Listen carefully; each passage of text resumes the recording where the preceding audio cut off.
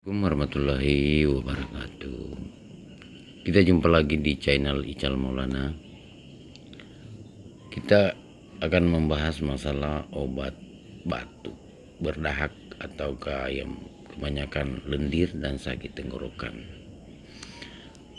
Obatnya itu hanya sangat simpel, mungkin kita bisa temukan di mana-mana ya. Ini jeruk nipis. Jeruk nipis ini kita begitu ambil madu 1 sendok. Kita ambil madu 1 sendok, baru kita peras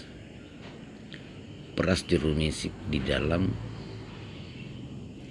madu tersebut supaya tercampur. Setelah itu kita minum boleh 2 kali 3 kali 1 hari itu bisa.